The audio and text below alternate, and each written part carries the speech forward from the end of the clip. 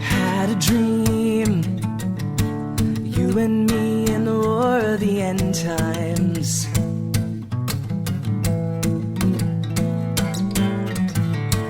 I believed California succumbed to the fault lines. We heaved relief, scores of innocents died, and the Andalusian tribes, setting the lay of Nebraska alight, till all that remains are the arms of the angels. Eddie Green, queen of supply side, Bonamy bone drag, you know what I mean. On the road, it's well advised to follow your own bag. In the year of the tulipal ambient tab and the Panamanian child, sending the Dowager Empress's side, till all that remains are the arms of the angels. To all that remains are the arms of the angels. Ah, ooh, girl. Ah, ooh, girl. You ceded into alone, and they're picking at your bones. We'll come home. We'll come home.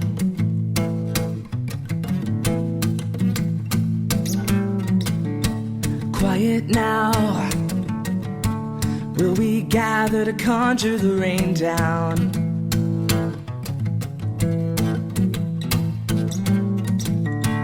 Will we now build a civilization below ground? And I'll be crowned, the community kick it around, and the Andalusian tribes, setting the lay of Nebraska alight, till all that remains are the arms of the angels. To all that remains are the arms of the angels. Ah, ooh, girl. Ah, ooh, girl. Ah,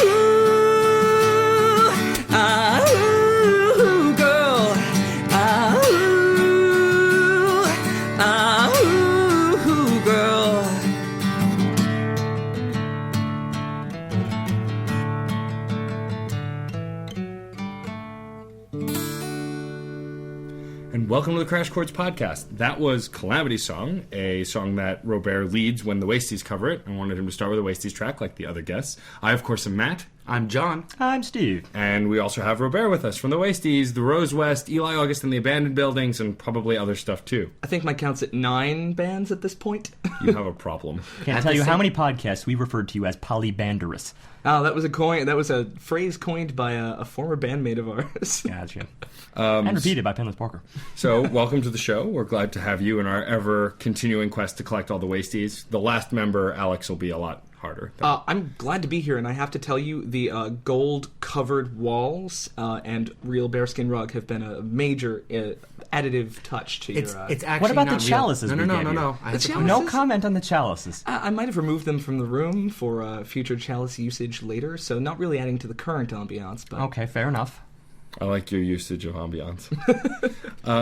The apt usage. The only usage, one might say. Well, the fact that he used it. I was commenting on the fact that he used it at all. I use that word. I just don't use it in the right way. I mean, I've used it quite often. But you mispronounce it. I was rather enjoying the use of the word apt, which really I only find attached to words like usage. Yeah, well, no, that's... And altogether, it in itself was apt. You mispronounced it, though. He overpronounced it, not mispronounced it. There's a difference. There was a pop in that pronunciation that's not an English syllable, necessarily. Is this a diction lesson? Yeah, and we just like... Well, fine, I'm changing the right up in to Crash diction Chords. lessons with Crash Chords. Let's get ourselves on track. So, I think that you should tell us about the album, because you obviously brought it, and it means a lot more to you. Oh, all right. I was actually really excited to get the chance to talk about Gerard Way's first solo endeavor. Actually, I've been a big fan of My Chemical Romance. I tend to consider them one of my influences, and when the band split up, number one, I was really disappointed, but number two, the opportunity to get to hear more of Gerard Way's creative output was really exciting to me. And it was really exciting to me up until, I think, October last year, when we talked about reviewing this record, and I listened to it in my car for the first time. Well, that implies we one have of to two spoiler? things. No, that implies one of two things. Either the excitement is now over and you've gotten this great product, or the excitement is now over and you've gotten this terrible product. Oh, So now then I spoiler. Oh. Well, damn it, man. We could have had a cliffhanger. Well, I mean, I do give you credit where credit's due, though. You picked this last year when it came out to come on knowingly this year, and I appreciate you sticking with it, even though having heard it, you could have easily changed your mind, but you decided to stick it out. It's important to talk about things even when you don't necessarily love them, because, you know, especially when you have a lot of opinions on music, and as a musician it's kind of hard not to. When there's something that you're looking forward to and excited about, and it strikes you in a way that you don't expect, there's a lot to talk about. Well, one of the main reasons we do this is, of course, you know, you have the chance to give everything its due share. You know, we're going to talk about this at length, as we do every single album, so even if you come here with an album that, you know, you might be a little bit unsure on, a little in the rocks on, or even really, really decided on, it's still worth, like, identifying exactly what made you feel that way, because it might make another listener feel exactly another way. Yeah. So, shall we begin? It's an early start, but I think we'll not keep our listeners waiting. Gerard Way's Hesitant Alien. The first track is The Bureau, and coming in blind, it should be said that based on the cover of this album, it's kind of an interesting thing to admit, it had me believing that I was going to get like a pop or new wave sound. I mean, he looks very slick, he looks youthful, this burgundy red hair, thin tie, pasty complexion. I thought I was going to get that sort of pop new wave type thing, and instead I got this sleazy, strung-out guitar, curdled bass sound, and I was taken aback just a bit, because I, at the time, did not know that was the guy from My Chemical Romance, and in the end, would that have helped me? No, because I did not know either, and I know Matt, in fact, did, and was this what you were expecting? No. But also, I did mention last week that he was, so... Although, so I'll go back to the idea of what you see on the album cover, because that's another interesting thing for me. Like, the fact that he's presenting himself in a way that's deeply contrasted, highly colorful, it was broadcasting the same kind of theatricality that I expected from records from My Chemical Romance. Mm-hmm. It's the kind of stuff that I would think an album from Gerard Way would have. There's a sense that there's going to be drama involved, something that's a little bit over the top. Which is, again, talking about that very first track, and what you get off the bat is over the top, but not expected. I think the way to put it is not so much theatrical. I think like traditional analyses of music would probably consider theatrical to be, say, the inverse of a garage-bound sound, which I think is wholly what we get at the very beginning here. As I said, it's this like curdled bass sound doubled with an organ, which Robare pointed out. I didn't even notice that because of how it was mixed. I thought that was just an effect on the bass itself. But in the end, I'm not so sure it really worked out. It gives off the effect of like a very old, maybe cheap music setup, like cheap music equipment sort of surrounding your production.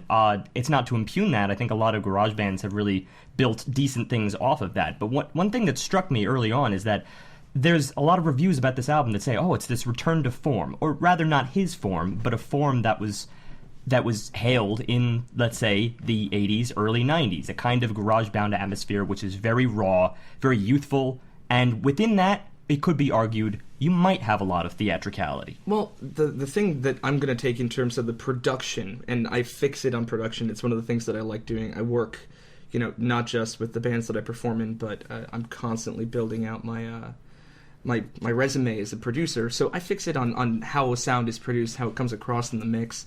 And one of the things that's really bizarre about this record is that even from instrument to instrument in the mix, it's a little bit bipolar. So the drum production, for example, is very big and very modern. It's not a drum sound you would capture with, like an overhead sitting in a garage somewhere. It's a seriously big studio drum sound. But then, actually getting back into the organ sound is the same way. It's definitely a weird tone, but it's definitely high-end production. But some might argue that because those are the trickier things in order to record, that very often they require that kind of setup. But when you go back to very simple guitar, bass, often they don't.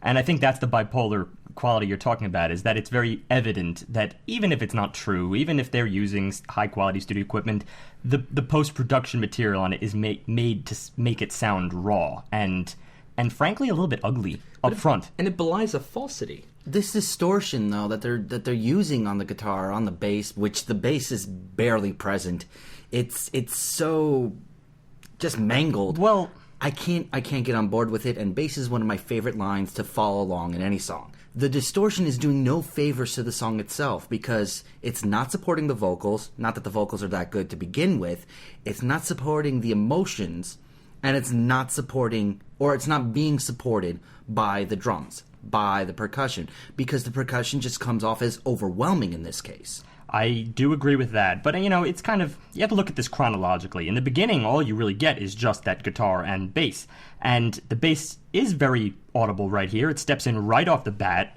with tritones, so it's not only texturally raw, it's tonally raw, and that's just your flat 5 right there in the beginning, starts descending chromatically, sort of constricting the intervals up and hammering out this very deadened staccato, just each beat on the beat, and I think that is one of the main reasons why, as an opening track, this comes off as very blasé.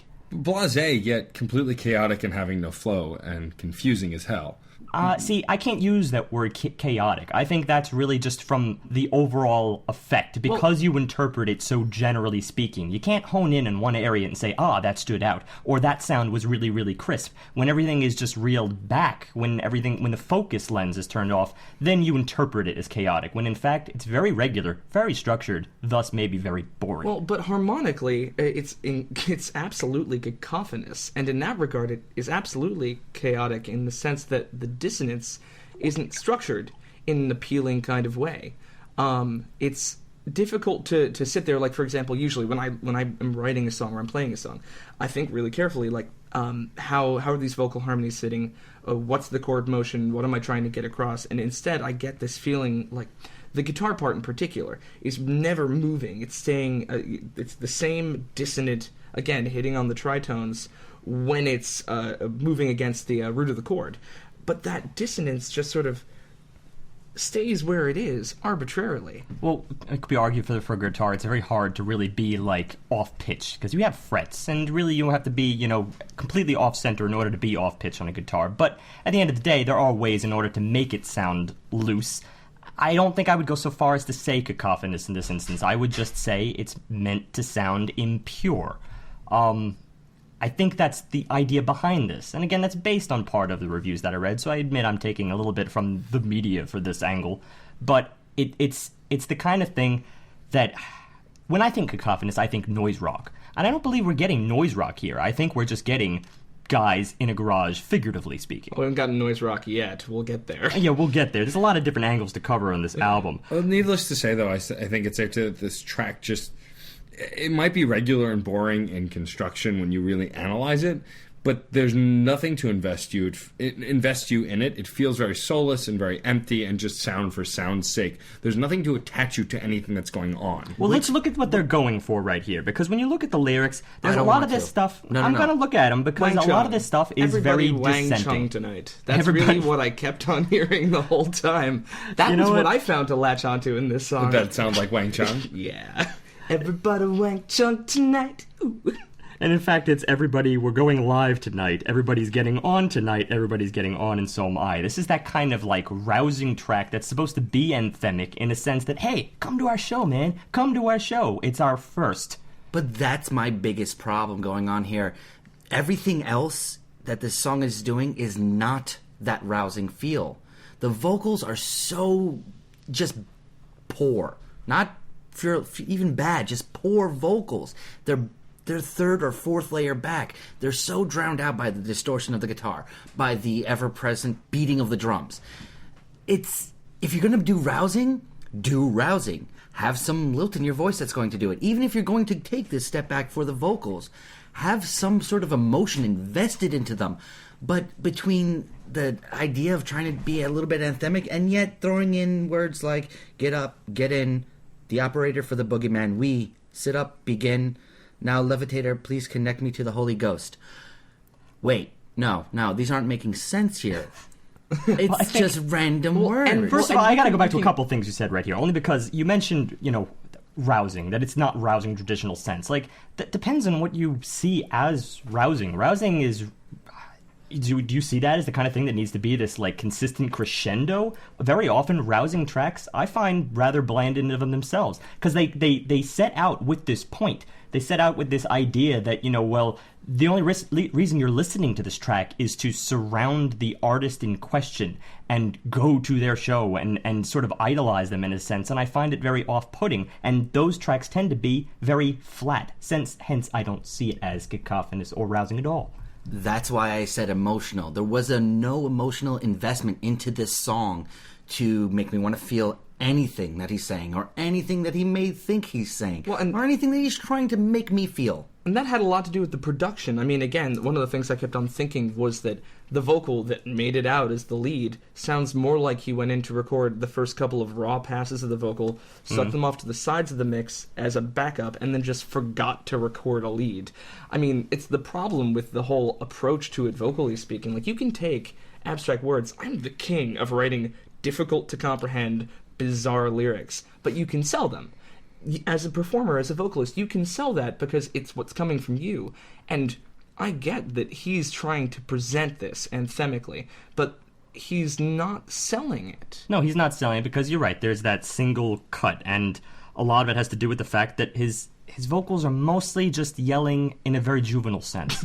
I mean, it's true. You at times referred to it as being kind of distant, like shouting at the bottom of a pool, I think was one way you put it earlier. He was transforming into a mermaid at the time. Exactly. So there's just this, like, muffled, barrier between him and the diaphragm, and when it ultimately gets there, you just get this gurgled mess. And that's unfortunate because I know what he was trying to do there. Well, I feel within that, though, I find some distasteful things, and that's only within the lyrics here. One moment, there's like, we've got no love for the man. I think that was one line in here. It's like, okay, so you just decided to interject this rousing, self-aggrandizing track with a little bit of street cred. Well, they had to tie it into the name. I mean, it's called The Bureau. Nothing else in the song even remotely ties to the title. See, it's these disparate ideas, these disparate concepts that are more my problem than just the cacophony in question. It's the idea that the angle is off. It's ideologically cacophonous. Yes, I mean, that's something you won't find me disagreeing with you. But if you're struggling to find a connection to the title in this song, just wait for the next song, Action Cat, which actually has nothing to do with an action cat. Not that I found. It may be a reference to the early YouTube craze of videos of cats doing silly things, and then the manufactured craze of setting up cats to do crazy or silly things in a more artificial sense. That's deeper than the entire lyrical content of this song. I think you may have stretched that a little too far. Yeah, I think you were. Yeah. Oh, yeah. That's what I'm saying. That's why I'm disclaiming it. I'm going to start. This Action Cat it begins very steady, just like straight eighth notes of distorted C sharp, C sharp, C sharp, C sharp, C sharp, over and over again by the guitar. And I'm all for that just in the way of, like, tension building, but surprise, surprise, C sharp is our tonic, and there's no tension to be had in a tonic. So after about 4 measures, we're firmly in a pleasant C sharp major, melody and all, eighth note figuration just maintained. But yet the verse, when that steps in there, is like a flip between that and the relative minor. Another thing that we've frequently cited in the podcast as sort of this pop song trick, or trope, if that's the way you see it, that I think is in danger of becoming cliche only when it's presented in such a plain fashion. And I always liken it to the easiest way possible to give your song depth from the ground up, because when you shift to the relative minor, it darkens up the tone a little bit. Relative minor is kind of like a contemplative aside. And the lyrics, if you look at that, they kind of support that. There's some forlorn hope going on, but the main problem I have here is implementation. It's like that of the everyman. Because it's used so frequently, you need to maintain this with some semblance of texture, additional instrumentation, something to make a very, very old chord progression, as old as Western music itself, sound new. And this caused the chorus in particular, but the lyrics themselves, to come off as very limp, very unenthused. That's Uninspired. No, not uninspired. I think he was reaching for something here. There is some metaphorical texture that might lead to something. Just unenthusiastic about everything, which is really not a very good way to try to tell the... I think idea that's going on here. Well, I mean, it's even getting back into the motion of the song, the structure of the song. I mean, it was a theme that was established initially in the Bureau, and it's continuing into this tune. Comparing it, the drum beat pretty much stays static without change. I mean, it's essentially the same rhythmic figure coming out of two songs, unending. I mean, you have to get to 2.5 minutes into the track before there's any textural change rhythmically, apart from just the rhythm of the part that Gerard is putting forward as the lead, and that's not enough to sell the tune. It just all kind of bleeds together. Like Steve said verse before, but me and John struggled to even find a verse. Well, it just sounded the same as the rest of the choruses. Here's my take, because if you look at the chord progression, all right, it does start off with that sort of 1-6, 1-6. That's your major relative minor. And then, as a way to kind of reel it back, it uses, all right, up to the 4 chord, up to the 5 chord, finally we reel it back to 1. It's a very standard turnaround. But thankfully, and this is the only thing I'll give it some credit for, it doesn't just repeat that cycle. We do get one change up after that return to the 1, and this is where it steps down to a minor 3 chord. I actually found that to be one of the most interesting parts of the song, but unfortunately it's lost because the rhythm is so static. So that moment, which could have been really good, is lost. Well, number one, because of the texture itself, because of the rhythm, but then secondly, because it uses the same exact turnaround to follow that. It goes back into the 4 chord, back to the 5 chord, and then suddenly we're back to the cycle. So it's like it was a more expanded cycle, I'll grant it. It's not a consistent 2 chord track, but there was more potential in the idea, the spark that they had at one moment that was never really fulfilled, such that it keeps you on a longer cycle that your brain can't really process. Hence, you just process it as noise. Well, and also you said it had one whole change-up. One. Well, in the whole song. It's more like that's the moment that you're gonna remember if you peer into this as deeply as I did. My point is that unless you're intentionally peering pretty deeply into it, you're not gonna get much out of it. It's very predictable. It's repetitive, except for that one moment where it changes up, and it just bleeds together. I get that there is a minor definition, but you're right. It all becomes noise after a while. I use this word very loosely, but it was like a mid-phrase epiphany that was never fully formed. Yeah, but when you have choruses that are 5 times the length of your actual verse work, when I would actually call the verses pre-choruses, I would call the verses pre-choruses. I would call that one section that has slightly different rhythm of syllables a bridge, quote unquote. This is a song that's trying to sell you on the idea that there's enough affection between the narrator, Gerard, whoever, and another person, that he's missing that person. The mutual missing is like this important emotional construct. Right. But again, talking about the verse, I'm going to say there is a verse, but that verse is like a brief moment. That's not enough to engage you. It's subtle, and that's using that transition moment, that sort of crux moment that I mentioned. That's how we kind of are brought into the chorus. But again, it's subtle. You barely even notice it because the overall feel is generally the same. Let's look at the lyrics here. We want television bodies that we can't keep. We have battles in the dark when she falls asleep. Then we step into the chorus. Then we step into the chorus. The chorus is, we can make it up again, we can make it up again, and we don't care, we just pretend, with our faces on the mend, and don't ask a lot, and you won't lose a lot. Don't ask for much. That's your chorus, and in general, that's just like one whole stanza together. You feel it that way in the overall sense, because if you're stepping out from, let's say, a more complex album, then you step into this, then you just see that as a more complex verse as a whole. It never really hit any climax for you, it just had more internal intrigue.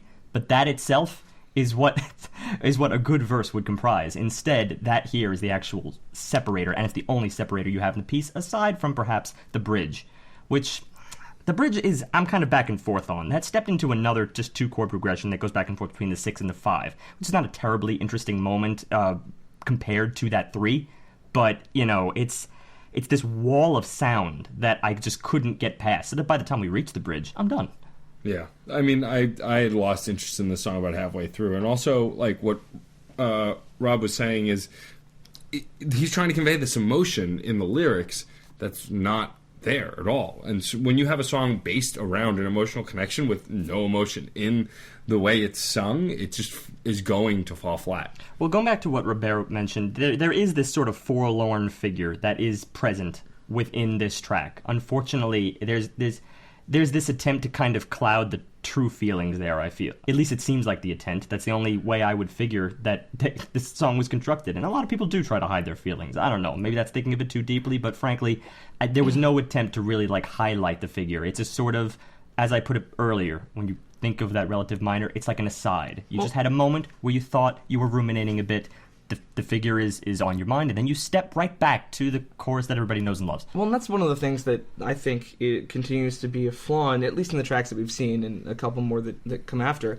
It's that music, to me at least, and I think for a lot of people, it's a form of communication. Mm-hmm. And while there's a lot to be said about using vagaries and using obfuscation to hide meanings in a way that changes the nature of what you're communicating, at the end of the day, I can't say that I walked away from either of these first 2 tracks knowing at all what Gerard or the band behind him were trying to communicate, and that's the big flaw. Yeah, you were saying off air earlier that, you know, one of the reasons you do go to 2 tracks is because, well, in his vocals particularly, you want to hear his story being told, and that's just not the case here. I mean, whenever any vocalist attempts to cloud their story by either poor vocals or simply by not promoting them on a pedestal in some way, which you can do using music. It's why we have music, is because it kind of brings the emotion you could get from raw poetry to life in a sense.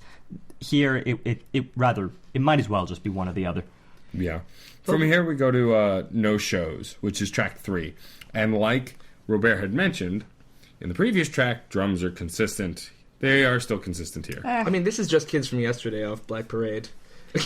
One thing we do get here, which, as Steve was saying just now, the previous track had no story. Here we do have a story in the lyric progression. This is something I do want to hone in on. But this is the most naive story I've ever heard.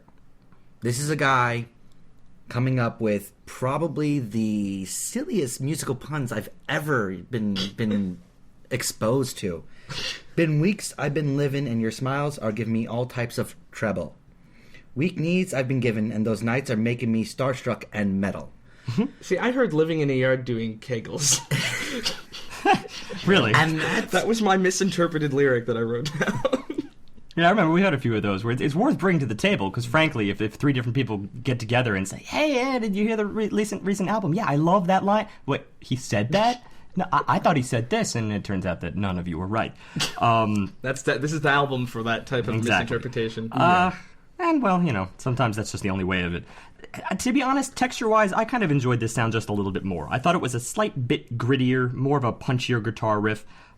Rhythm-wise, there's something a little bit different about it. It's a little bit more of an emphasis on the 2 and the 4, on the upbeat here. That's how I felt it. And actually, talking before about what you were saying regarding drums as a lo-fi vehicle or not a lo-fi vehicle, and how in tracks like The Bureau, etc., the drums and the guitar tend to be rougher, grittier. They did the opposite with the drum track, whereas the first 2 have a really clean, kind of polished, awesome, big drum sound. Specifically, even though the beat itself is almost the same as from the previous 2 songs, the actual production is way lower fidelity, which changes the character in a way that's weirdly incoherent to the other tracks. Yeah, that is kind of a funny thing, but yet there's some kind of blend between the drums and the guitar here, where they're kind of like in sync from a rhythmic angle. But then, yeah, when you start adding in the other things, I think that's really more where I depart. Like when you add in the vocals, that's fairly the same. The vocals are as far as the verses are concerned, are very stable. But this is where it changes up for me. During the verses, in addition to the vocals, which may or may not, it depends on how you feel about them, there is a secondary element, and that is the female choir stepping in here with this crooning like ooh in the background. It's just a very simple refrain, just stepping up from the 1, 2, 3, back to 1. It's fairly interesting. It kind of kept it alive. It allowed me just to take some measure of focus off the vocals, the primary vocalist, which is pretty much status quo as the previous track. But then further, it was the choruses where this really steps up. The progression is that of a 6-5-4 deal, and it kind of regresses in a very defeated way. But then alongside that same female choir starts harmonizing in thirds, and it descends with the chords, in the whole triad sense. So the choir joins in tandem. And it's kind of like this nice overall effect. It brings it around in a cooler way. Well, it provides a bed for the vocal to lay in that hasn't been presented on the album so far. I mean, it's the first time where I feel like the backing vocals are a real thing that are allowing, the lead part to kind of take its prominence in the arrangement. And they're brief, fleeting moments because, again, it's done almost as a round. Mm-hmm. But they screw it up. There's one nitpicky part, and it's actually a fairly large component of the vocals themselves: the radio voice. I don't like that, especially in this case. His words are hard enough to hear as it is because of the distortion that's going on. That's just through these last 3 songs. Yeah, but it's so good to think about Gerard Way standing at the bottom of a pool with a megaphone shouting up at 2 uninterested girls humming along for no good reason. Well, the reason I call it the radio voice is like you're recording a radio and NPR or whatever, and then you're putting it on the track as a separate piece. It's double recorded, but that kind of effect is pretty cheesy. The only time it really just stands out as maybe it could have gone somewhere was when there was a big breakdown, everything kind of dropped out, and it had the radio voice. Yeah, that was cheesy in its own other way. It was tropey in its own other way, but it was a much, I guess, more appropriate use of that kind of effect on his vocal work. Well, and it was the first moment of the entire album where I thought to myself, okay, I could listen to an album that built off of this aesthetic. I mean, it had a direction. It was audible. You could hear what he had to say. And even if the trick, the vocal process was, kind of tropic, that was effective. I felt communicated to in a way that I had not yet. Well, one of the reasons it does that is because it kind of changes up the mode. It steps in here with a parallel motion. It started off in E major. Now all of a sudden we're in E minor, right? So... in fact, furthermore, harmonic minor, because it's like this gnarly demonic guitar flanging that steps in here, right? So it's like the second you include like this minor 6 chord, that's where you get the harmonic minor sound. And while I do agree that maybe the wraparound to this was a little bit sloppy, I think that I'm kind of with Robare. I enjoyed what this half of the track could have been, had it perhaps been the entire concept. But then I started thinking, as I was listening to this, like, is the concept in fact to really warp something that sounded very, very, family-friendly, as it were, and then make it distorted? And that is the effect that we ended up having, without which you might not even have it. Well, and also the heavy distortion comes from these bizarre, I guess you can call them guitar solos, but the guitar starts creating these weird spirals and sounds that had no point other than to feel like you're going in circles. Like, they didn't go anywhere. They didn't really build on anything. It was someone beating on a guitar, making solo sounds. Well, this is okay because someone's just been beating on the drum for the last 3 tracks. We're not getting anything different. He's consistent. You have to say that. He's consistent. I really think Gerard Way was just gradually trying to drive his drummer to suicide. I think it's the other way around. Let's replace you. Let's okay. It's like, oh, we have a drum machine. I don't know. Can I make you a human drum machine? Why, I don't know, Dave. And it added a soloistness to the rest of the track that, even though there were other things that were kind of popping out, once those solo-ish guitar parts started, I couldn't focus on anything but it, because it was just making noise and it was distracting. I don't know. I'll play devil's advocate only because I do have a flair for the warped. I mean, I like hearing something that is a little bit abstract in a sense, but it is true. I think I disagree with the ideology behind why he included this section. I think it came out more of, hey, let's just screw around a little bit. I don't think it came out of any kind of like grounded mental disturbance. which frankly would have been more interesting. Probably.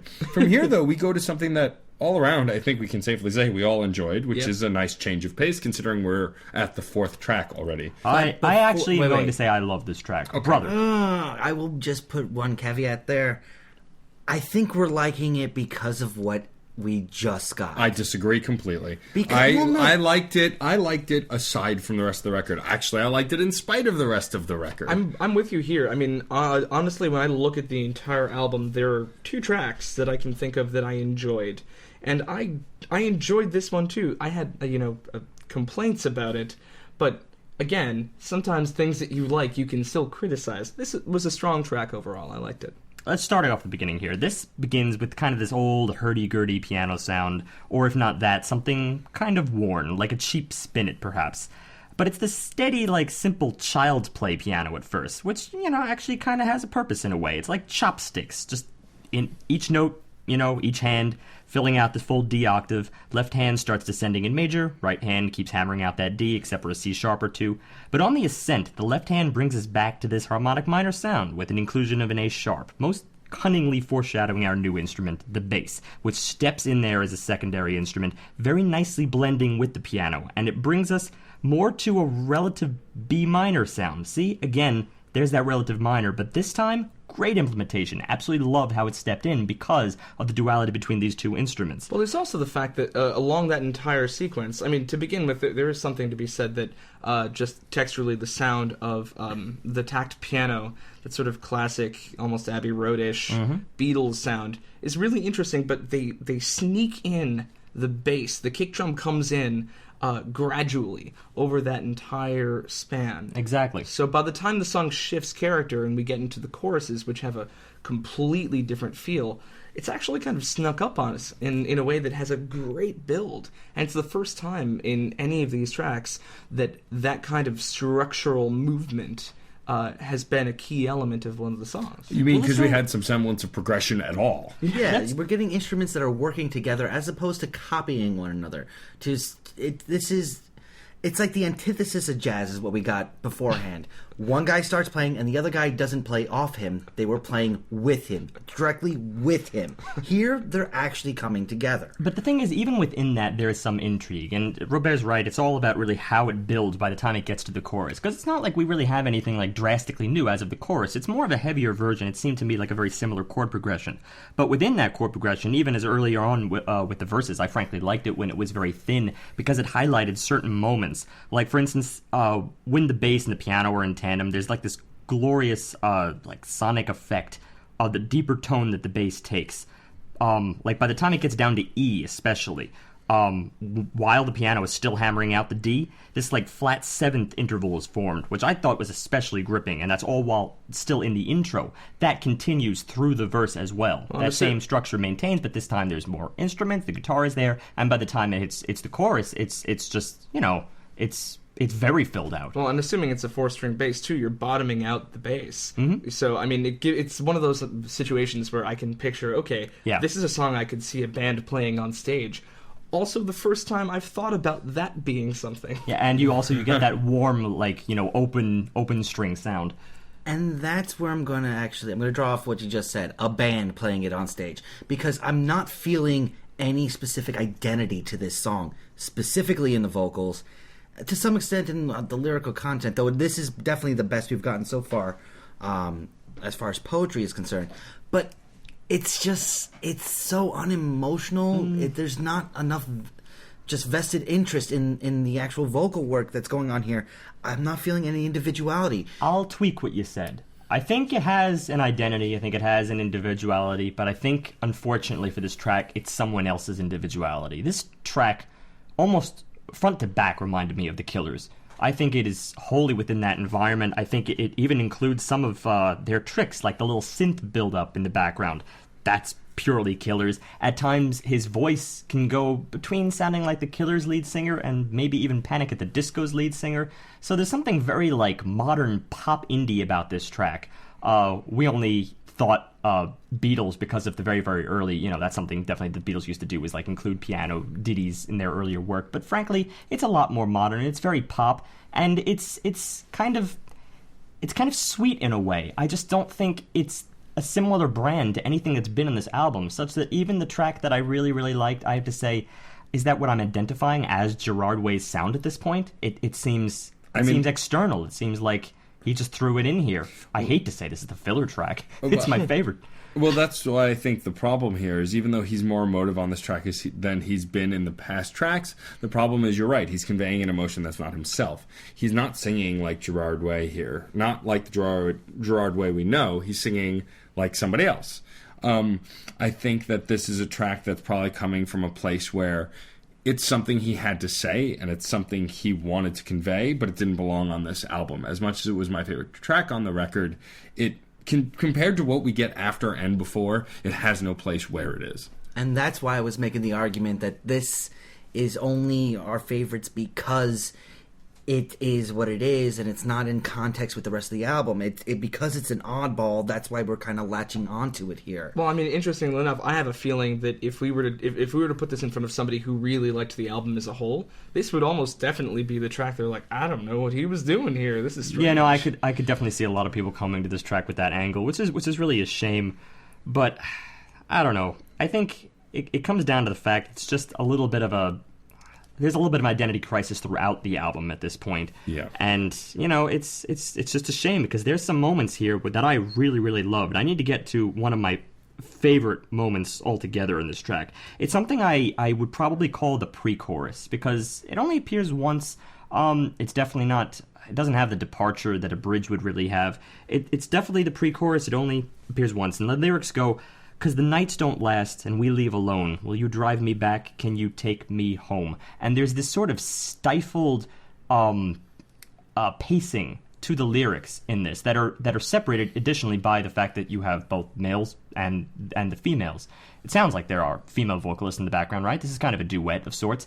And they step in here kind of doing this fugue-like thing. There's this independent melodies, and the males will overtake the females, and then it happens vice versa. It's like this tete-a-tete for the span of just 4 lines, and then all of a sudden we're back in the choruses. Now I still enjoy the choruses. I like the vocal material there as well, but in that case it's more a case of comping. I think in the first part of that phrase in the chorus, it's straight up doubling, and then after that it's more comping. The female vocalists are clearly in a backseat position. They step in there, but they kind of fill out and make the latter stretch of that chorus a lot more interesting. It's the pre-chorus that I think is the ultimate climax here. Well, this is one of the few situations where the vocals seem cohesively edited, which is another thing that I found really interesting about a lot of these tracks, is that so much of the vocal alignment is poor, and it strikes me, the more we talk about it, the more it occurs to me that it could very well be an intentional choice. This could be, trying to create, again, this sort of sense of something unsettled, something a little bit discontented. But like in this song, again, this song feels very consonant to me in a way that the other songs are very discordant. I think also, going with that, I thought it sounded, frankly, romantic. Not just the fact that you have, a duet between males and females, but it's like there's something very playful about the way they're singing in that moment, that the overall feel of this, that consonant feel, came across to me as just straight-up romance. Perhaps there's something lurking in the distance, but it's least applicable in this track compared to the rest of the album. I agree. There was definitely a warmth to the track that we didn't hear anywhere else, and that we don't hear in the next track. We go into Millions, which is track 5, and this one is a departure from what we just heard and goes right back to what we were hearing before. This reminded me of something. This was so raw. Really? You could discern a specific thing? Absolutely could. And I think it was better in the example I'm about to mention. But again, when I started off talking about garage band-esque music, there's really only one band that we've reviewed that really went toward that style, and it was Darryl, back in episode 114. Oh, right. I remember and their album, Ohio. That album came across to me as like a real revisit of a 90s garage sound, but through like a 2000s lens. Now, there's more of a justification there, I think, because, of course, that album was released in 2004. It was a little bit of a retro review on our part, and they were younger at the time. But, Gerard Way's got some years behind him, and this is why I keep harking back to this like inclination to return to form. I just don't understand I don't understand the impulse. And all of a sudden, he's just back to it like the last track never even occurred. Right. I mean, here, this is just drums, steady, heavy snare on the downbeat, crash on the upbeat. That's very 90s punk. And then when you step in with the vocals, they're extremely angsty. And I thought, disconcerting. The drummer, this is probably my least favorite drums on the entire album, and that's something I don't think I've ever said before. The drummer has to hit everything all the time. That is not drumming. That's banging on your sticks on little pieces of wood and plastic and metal all boiled up into little cylinders. That's truer No. in the last stretch of this No, track, not right in the here. beginning. In the Right beginning, here. it's This regular, and the only reason you hear clutter is because of the crash cymbal, which is overkill. I have a little bit of reticence against crash cymbals. To be honest, I mean, like talking about the first 5 tracks, excluding Brother that we just were talking about. I'm just thinking now about the fact that thinking about like electronic dance music as a point of comparison has a similar characteristic in the sense that it requires constancy in its beats, and that it's not really providing much shape rhythmically to the track. It relies on other things texturally, hard synthesizers, vocal effects. These are like drum machine tracks played by somebody who's clearly a skilled rock drummer. The drummer has to fill that role, which is unfortunate for him and for the art in question. Which seems to me to be a flaw in the arranging styles in a lot of these. I mean, clearly we're talking somebody whose drums are well tuned, the recordings are great. I mean, I have a feeling, don't know the guy personally, but that he could handle something a lot more interesting and more robust. Absolutely, and such is the case probably for a lot of punk drummers, but very often they have to fit the niche that they're just, if they're stuck in a rut and that's what their band does, then it would be clutter for them to depart, ironically enough. But I feel that there are plenty of punk drummers or pop punk drummers who break that mold and get a drum solo or add a little something or have a little spice. Sure, there's none of that. There's here. no attempt here. I agree. No, it flatlines the whole track. I mean, it's back to the boring sound that we were getting in the earlier tracks. And the problem is, not only is this repetitive, but unmemorable, because I can't even recall what it sounded like. Other than the rhythm. It was emo-ish. Okay. Ish? I mean, I remember the next track more than this track. The whole thing is the vocals are whiny. Just straight up whiny. You also made a comparison earlier, and I think I agreed with this more, and frankly, I wouldn't say that they were whiny. The Green Album by Weezer. I think that's more this kind of sound. The sort Actually, of Rivers, I would definitely say, was whiny back in that album as well. All right, yes, but I think, just in talking about their discography, by the time you get to the Green Album after having had Blue and Pinkerton, it's like you've arrived at a more pop-friendly sound. It was where a lot of Weezer fans considered to be the beginning of the end for them, or their downhill slope, because they wanted the raw stuff. But with this song, it's so bizarre because, as opposed to something that's trying to be more accessible, the chorus, which I think is the one moment that I highlight, there's one chorus to my recollection, because I remember it coming around once and saying, this is a great moment, this is hooky, this is catchy, it caught in my mind, and then I just kept listening for it to come back around. So, I mean, maybe it's a bridge instead, structurally speaking, but it's, again, structure in these songs seems to be something that was an afterthought. And then I'll also go back to your earlier comment on the bipolarism, because it's like, well, they're very pleasant and family-friendly in one instance, and then they step in there with those sort of awkward, dissonant asides. That's like, really? What? Why are you doing this here? It's kind of like having a very pleasant conversation and then running out of the room screaming. So it's... Seems a little extreme. It's kind of I like know an that abortion person. of the track. From here we go to 0-0, which... Upon the initial listen, I didn't make this comparison, but after chatting with the gentleman around me, I realized this is a very poor emulation of Billy Corgan and the Smashing Pumpkins, to the point that the loud guitar, the shitty drum work, the sloppy construction, and the whiny vocals all connect together to almost perfectly emulate probably any song off the album Zero. Specifically, I liken this to the song Despite All My Rage. Without any of Not the name of the song, but that's fine. I know, but I'm talking about specifically that chorus. Oh, the chorus. That chorus, Despite All My Rage. It's without all the good parts. Which is the build-up, which is the context of going high to low, to high to low, to actually show rage in the music itself. This is the Smashing Pumpkins with a mild stroke. I mean, there's not a whole lot going on here. I mean, the one thing that you can really chew on, from my recollection, was that guitar riff that comes in. I mean, starting from the top, it's like kind of square wavy. It's really almost a synthesizer-like distortion sound. I would agree with that, and I think they use that to sound a little bit cleaner. For instance, I'm not going to keep harking back to the word raw here. I think this is a cleaner track. It leans more toward hard rock than it does garage. There's something a lot heavier about this.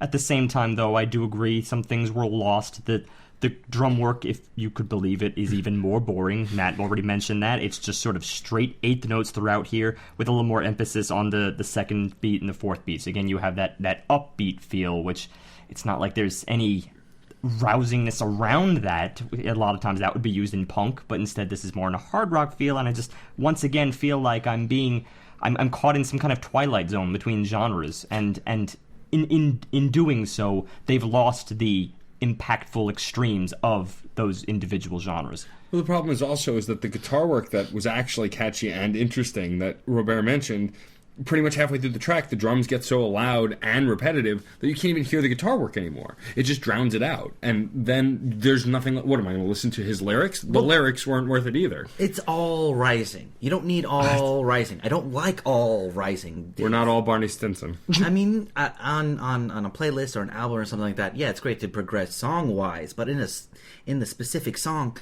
You can't just do going louder and louder and louder and louder. That's just that's naive to think that'll work. For this is like a fun song in some ways, and that is like the opposite of a compliment. Or it's not an insult, but it's the opposite of a compliment. 90% of this song is riding the incline of a roller coaster and never getting to coast it down to the bottom. No, I'm pretty sure it plateaus at a certain point. There's just not enough... Well, the rise itself feels like a plateau because it's just somebody... No, it's because it's only going up, and it's going up in such an incremental way as opposed to really reaching heights. And then you get used to it. All right, actually, that's not a bad metaphor. It flatlines. Get used to going up. Yeah. It's an escalator, not a roller coaster, let's be honest. All right, no, that's good. I have one more comment here. The verses, I think, being in minor... This song was initially headed in a much darker route, but I think that the wall of sound kind of just destroyed its potential. Like, the choruses, having once again gone to this whole, like, relative minor deal, they were much more like an anthemic pop track, such that I think there was a split here combined with the fact that it's rather short, and a lot of these tracks on this album are pretty short. This one was only 2 minutes and 49 seconds, but... it kind of ends up lopping that idea in half as well. So you don't have the fairly brooding, angsty track, but you also don't have the uplifting side of the chorus, which in fact is really just call me 0, 0, and I don't know what the hell that's supposed to mean. Because I think he's making a Borderlands joke. Is that it? That's only funny to three of us. Borderlands 2, not Borderlands 1. Remember, he was in 2 and in the new episodic game that's out, Tales from the Borderlands. Pretty good. I haven't played that yet. Well, that's because Telltale Games makes nothing that's not amazing. Yeah, that's also true. That. But back on track to 0, here, yeah, this song is... I can't think of anything redeemable about it other than the few minor interesting things that Robert already mentioned that get drowned out anyway. Well, allow me to read this. I got an offhand way of getting information. I got to walk away. Jet lag is suffocation. Enter chorus. Call me 0, 0, 0, 0. Another cloudy day, another observation. They keep my DNA down by the record station. Enter chorus. You'll be coming around and you'll be off your station. Oh, and you'll be hanging around until you go in makeup. Man, give me social disease and give me teenage razors. Man, give me social disease and give me high-end phasers. And that's what I love about the song, those last two lines. Really, though? Teenage razors, high-end phasers. Completely opposite contextual ideas. I mean, you're talking about the nerdiest of the nerd when it comes to the high school stuff. Or you're talking about something that's truly morbid. But neither of those two ideas even comes across. Look, it's very common. Let's just be grounded here. It's very common for a lot of musicians to step in with like random gibberish, and let's be fair, the Beatles did that through a pretty good portion of their career. This isn't random gibberish. It explains the song. It doesn't know what it wants to be. It doesn't know if it wants to be dark or lighthearted. It doesn't know if it wants to be one genre or the next. It doesn't know if it wants to emulate one guy or the next. It doesn't know what Well, it no, wants my to only do. point with that is that you can't get away with gibberish if the rest of your music doesn't support that of any. Well, in no, any the rest way. of the music is gibberish, Well, I was so al- it's actually supporting it. In No, terms of it's vocal static and production, dull. Vocal production is let's hide the lyrics as far back in the mix as we can by making them inaudible. Therefore, the words might as well be anything, and you could be like, "Oh yeah, I could kind of phaser, laser, crazer," and then I think I'm just watching American Gladiators. I bet all they're over. blurred out on the book jacket too. Yep, Yeah. sticking it to the man. The man is people who listen to his music, apparently. As he said he was doing in the first track. So now we go into a track that Robare was alluding to earlier. Juarez is the best I'll probably pronounce it because, whatever. Oh, come on. It's not hard. Juarez. But yeah, Welcome but to that's- Juarez Park. That's what I was There we go. referring to, though. Anyway, so Juarez is a WTF moment. So we definitely get something so loud and porous that it feels like a wall of noise rock. But it's not noise rock. It's not that good. Well, that's... Well, one of the things about it is that it doesn't seem crafted. Like, I listened to a bunch of interesting noise rock bands. I mean, I'm a prog musician. It happens. But what's interesting about noise rock, when noise rock is good, is that it's well crafted. It seems purposeful. It seems like it's chosen cacophony. And I think we find in this track another example of a track that is noisy in a way that's incoherent.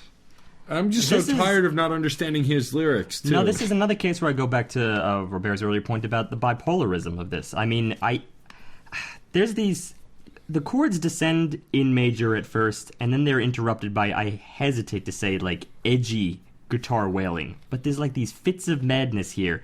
And the only reason I hesitate, because it's so flippantly contrasted by those family-friendly verses. And that's the bipolarism here that I just can't grapple with. I mean, this kind of like to and fro is very juvenile. I don't really, it doesn't come across to me as being spurts of madness. This isn't One Flew Over the Cuckoo's Nest. There's just not enough here to really let me see the character going through fits of rage or madness or of any kind. I don't see the extremes because the character is undefined. So then when you do that very simplistically and boringly in the disparity between the verses and choruses themselves, you don't really... The end result is not achieved. Well, that's because it's plateaus. It's a series of plateaus, all set at different heights. Sectionally, this song has the biggest divorces in just overall feel out of anything else that's on this album as a whole. It's walls of sound surrounded by just useless, desolated nothingness as far as the music is concerned. This combination, because there's no flow between the A's and the B's, or the A prime, A secondary, A tertiary, whatever it is, because the rhythm don't change, the actual melody doesn't really change. It's just flowing melody... through. It's just delete these drums, which, honestly, first time happened, liked it. Drums were gone for a minute. I could breathe. Then they brought them back. Besides the point. But they deleted and added in, and then deleted and added in, and then changed up the formula by not deleting everything, only deleting some. It's ridiculous what's going on here. Let's rewind here, because you did bring up the melody, and that was an interesting point, because the melody, frankly, is very different in this track than it has been in previous tracks. It's actually kind of clean, but... And I hate to say this because, again, whenever somebody does something different texturally in this album, I want to perk up. I really do. They have my ear.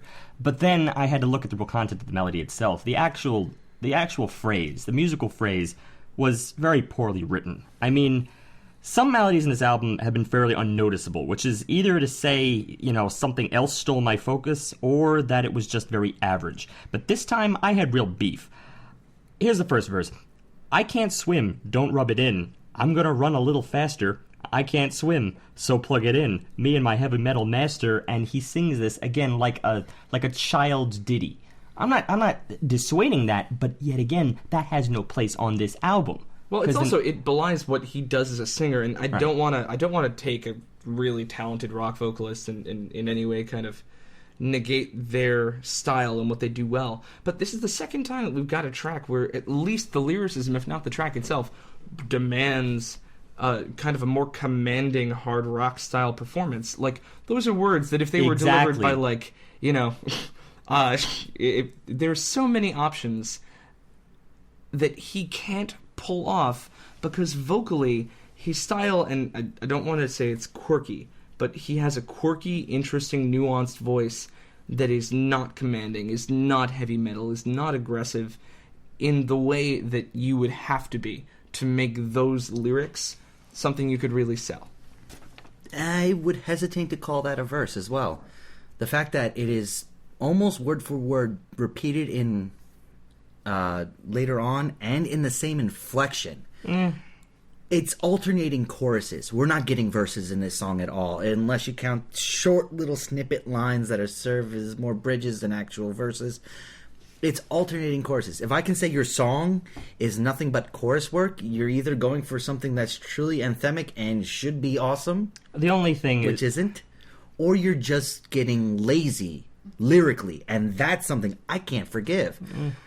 I've been real silent on this, but the repetition of the words and the fact that the inflection rarely deviates, the fact that the meaning of the words is muddy at best, I cannot forgive.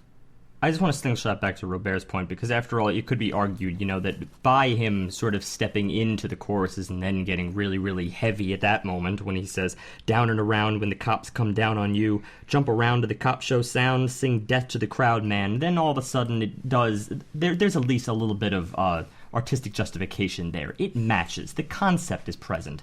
But it's like, you could argue that maybe the verses were just building up to that and you're waiting and that's the moment. But I think there's something awkward about this. There's something awkward about the transition that I just don't buy. Yeah, but I think that's for the whole song. I mean, the song itself carries in a very awkward way and doesn't really culminate well. It doesn't really progress well. It doesn't really do anything well. There's one last thing about this track, and that's at the end. The chorus is, I think, toward the final stretch, ends with this nonsensical murmuring. I would almost think that at this point it truly was an identity crisis, because you get all these disparate vocals stepping in from the right, from the left, and that was what I found to be the main reason why it is gibberish, why you do kind of get a cacophony sound. More because of the vocals, not because of the status quo of all the instruments. That's the thing that puts people off in the end. I think that's fair. I mean, I don't know. I think I'm ready to go on to track 8 if everyone else is. Yeah, sure. All right. So, track 8, Drugstore Perfume. Best Well, this is... song name on the album. All right. I did enjoy it. I mean, it gave an imagery that we haven't really gotten any imagery on the whole record, except for maybe in Brother a bit. I don't know, Juarez definitely brings to mind some very scary things. Shut up, John. That sounds like a 70s cartoon show. Anyway, so Drugstore Perfume, I mean, and now we're in a different genre again, and he's been doing genre jumping, and here's my thing about genre jumping. Subtle genre jumping. Subtle genre jumping.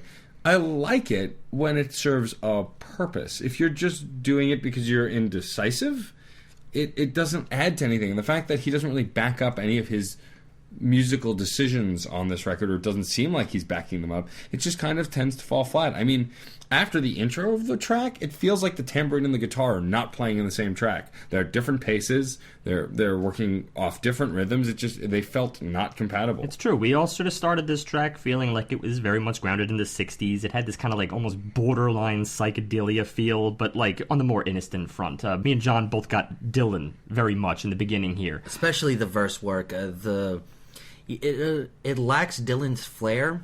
No, but not even the verse. his... No, actually, I'm just talking about the intro, in fact, because the verse was a lot more modern. The intro itself had this kind of warbling, tinny effect on the guitar that almost made it sound like vaguely sitarish.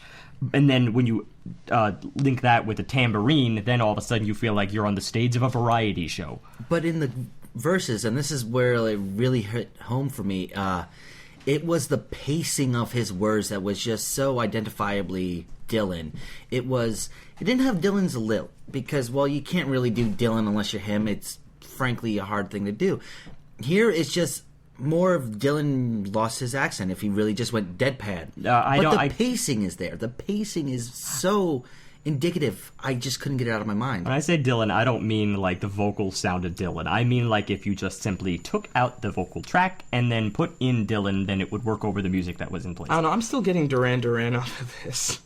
I agree get that too. I get that too. And that was another weird effect, is that some people were shouting 60s, 80s, and it's there is this kind of I guess this kind of link between the two decades, only because there was a lot of like 60s throwback stuff going on in the 80s. But at the same time, I also started getting this very like country feel later on, like, you know, a more rural type sound, something that might appear on like Light FM, you know, in any town in America. Well, I think also part of the problem is this song kind of feels aimless. And also, it's the first time, like a lot of the tracks, even though they felt repetitive, they never really felt long. They kind of didn't stick around for a very long time, but this one did. Like halfway through the track, we've already gone through so many repetitions of this sound after that initial evolution from like the 60s to the 80-ish sound. Yeah. It was just... I don't know where he was trying to go, but it felt like he wasn't going anywhere. He was running in place, and I thought it would never end. Wasn't this also the track where, when we were listening back earlier, we just kind of jumped to random positions, and every time we picked a different random location, the song sounded basically the same? Very often. There's really only one part. In the chorus, I do think it sounds a little bit different, but not much. I mean, it starts going to this chord progression just between the three, minor 3, major 4, and then... It's the reason. I think one of the reasons we had that experience is because the chorus is extremely short. It exits very, very fast. That's that if you're going through the search bar, you're probably not going to land on it because it exits and it does this almost overly dramatic turnaround that I found to be kind of too soon, and that utilizes this B flat diminished chord. Right at that moment, it brings it back to the very sleepy chord progression that defines the rest of this track. It's a shame because in some stretch this really would have fit in had it been any other band, had it been any other album pursuing that type of thing. But here we just have a montage of disparate ideas. You gotta have a montage. This was his spur of the moment idea. And Drugstore perfume. Doesn't really work. I wanted to steal the title though. Yes, I think we're all in agreement. Great title. Okay. Great title? Oh, yeah. It's okay. Okay. No, frankly, if we're 75% doing, agreement. Dissenter. no, if we're going to be talking Dylan, he had better titles. Shun the non-believer. We shunned. Track 9, Get the Gang Together. Sounds like a romp. It does sound like a romp. The song, however, does not. It's a punk. No, it's punkish. It's late punkish, so that actually is rompy-ish. Yeah, but we're adding issues here. Between the bland music and the dead fish vocals, we've got nothing here. Oh, dead fish. And the weirdest part for me is absolutely the fact that half of the track there's just random sounding guitar dicking about, like they're playing the song and in the back of the studio somebody forgot that, the crate was plugged in and that there was a microphone in front of it and it just made it on the track for no good reason. Well, the guitarist was from another band. He was practicing something else and all of a sudden he was like, hey, these guys are kind of doing something that I can sort of emulate, so let me just mess with them. And then he got bored. And then he started just really just he's around. He's an additional guitarist to step in there, and he's just in the background doing his own thing, because there's a rule about instrumentalists. Pianists, they always play too fast. Guitarists always play. This is actually very true as a guitarist. Yeah, I thought you'd like that. Yeah, I don't. Shaking fist. I feel like this song just doesn't. Again, we're at a point where we're like, there are not really any redeeming qualities. I don't even remember anything standing out about it other than it was punk-esque, and that doesn't really do enough for me. Post-punk. Post-punk. Robare pointed that out. Let's not argue. Esque-ish. Let's not argue semantics over what it did or didn't All right, almost then sound let's like. at least say this. This was closer to the quote-unquote soul of this album had it had one. Okay, and I'm content to move on from that point because I don't really know what the hell else to say about this song. The album had a sound. This is it. No, let's talk about something that was really bad. The lyrics. Ooh. I really dislike the lyrics. Let's get it together right now. Let's get it together somehow. Can we get it together right now? Can we get it together somehow? Whatever happened in Rio? You hear what happened to Sly? Anyway, they still call him Michelle now, and he had a new baby. A little girl, Gemini. No. That's whatever happened to Rico. You hear what happened to Sly? They're both two names, not Rio. So actually, I'm just going to throw out a reference, because something's coming together for me in a cohesive way. Think about Gerard Way's larger creative career. I don't know if you guys are familiar with Umbrella Academy. It's a graphic novel he wrote. It does this really interesting thing where almost everything that happens is a weird non sequitur, but in comic book writing, it comes across as really clever. Like you have this old-style English butler, and it's like, oh my god, that monkey has a gun. That's a really funny visual gag that doesn't necessarily make sense in context because it doesn't have to be coherent to craft a moment. But I know somebody who has done that. Or this song, this sort of idea of just naming people, talking what they're up to. Yeah, but there's amazingly, but it was used in such a different context. Was it Dylan? I bet it was Dylan. No, Avalanche, Butthole Surfers. No, but the problem here is that song. I do. This is not a non sequitur in this case. The track is called "Get the Gang Together," and it's exactly what it is. All he is doing is just naming the people from the gang, and that's it. Yes, but other bands have done this, and Avalanche by Butthole Surfers at least felt just more enjoyable as a concept, not necessarily the music itself, but conceptually there was a little bit of tongue-in-cheek involved with it. Here is just blatantly trying to make jokes. I am not defending it for that reason. I'm merely saying that, well, Robare just pointed out that he's good at non sequiturs. He didn't even do a non sequitur here. So there's no comparison because what Robare's talking about is awesome, and this is just frankly not the lyrics come off as just gossip, the sort of gossip you quickly exchange at a 20-year high school reunion. Yeah. Just did you hear about what's his face? Yeah, they got another kid right now. They broke up. He's fat now. He's bald. It's an exploration in minutia, which no matter how you put it, no matter how you phrase it, is minutia. It's not boring. Worthy really of material on an album. I know, it's a poor high school remake of Reservoir Dogs. Move quick. Go on to the next one. Stuck in the middle, this is my favorite part, because this is when Gerard Way decides to cover Third Eye Blind. Oh, yeah. So the track is how it's going to be. It's actually not a cover. It's it's a good song that's Too Little Too Late. This song, so we get a song that, like I'd mentioned earlier with Brother, it's another very warm song that from the moment it starts has some semblance of character and emotion. However, we're on track 10 of an 11-track album. I don't care anymore. Okay, well, let's discuss it before we discuss how it's too little too late. Fair. One of the best aspects is that at this point, the drummer, who was forced to play so many notes, has now damaged half of his drum set. It's been pared down. All the high end is pretty much gone. It's very, very much the lower end of the percussion, and it's great. And it was good. It's nice to actually see him step back and play a rhythm instead of playing noise. This works. Well, this is getting it back into this whole idea of cohesive production, too. And this is one of the two pieces on this album that clearly have cohesive, audible production. You know, it abandons, let's be fair, it abandons the formula that most of the album has followed to this point. It gets rid of the spaced-out, difficult-to-hear, underwater swimming pool-style vocal stuff. It kills the ticks, the weird slapback delay stuff.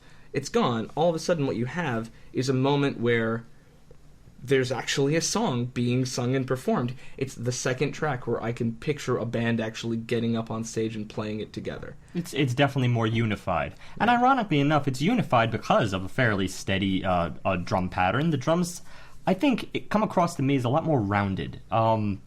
They're not that post-punk sound. It's not that, alternating between crash cymbals. They have, as Matt put it, they have this kind of steady motion to it. It's like a bed from which the rest of it can just lay on very comfortably, in fact, instead of thorns in your side, as how I'd put probably many of these other tracks. They're grating, and each and every time you have to focus on the drums, and you have to be like, oh, come on, just turn it down a little bit. In this track, it's becoming.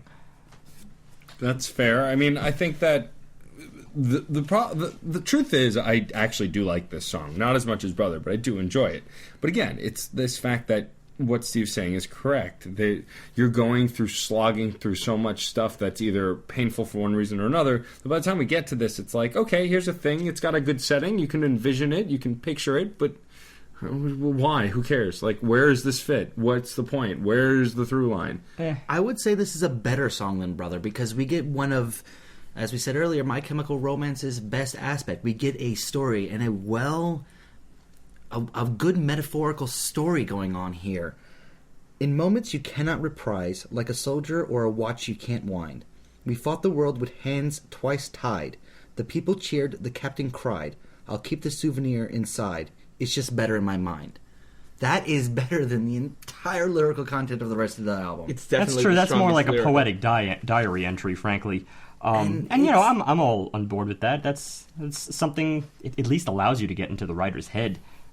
Very little of this has really been able to do that so far. So yeah, I'm on board with that. I'm also on board with the fact that it gave you more to focus on. There was lots of moments in this track where we identified this sort of little trumpet interlude, and that steps in. Very colorful, very playful, and suddenly strings. I haven't heard May say these words earlier in the album. It's like strings. Yeah, we have Beautiful strings, of course. Granted, it would have been nice if these strings were a little bit more, and the trumpets themselves as well, a little more, I guess, warranted. I mean, I'm still kind of looking at it as kind of, let's put in strings. Well, I mean, this is something we complain about on so many other songs. Frankly, here it works a lot better, but it's still just kind of, let's just throw them in there. It's like he discovered that he's not limited to his plain band selection of instruments. He's not limited to the foursome or whatever it is.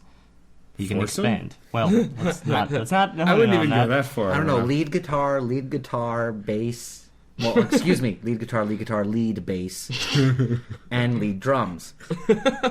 Everyone is a lead instrument here. Though actually, like it's probably just lead drums. I like that. Okay. Track 11, Maya the Psychic. Let's see. This is the best title on Who wants to talk about this track? I think this is more of a... It was the same. It was the same. No. It was the same. No, wait. No, I'm pointing this one out. This is what you do if you want to do a garage band sound, but are an established musician. Because this is clear-cut, nice, very well mixed garage band sound. This should have been the first track, and it should have evolved from this track into something really good, where we actually get something like, how is it going to be?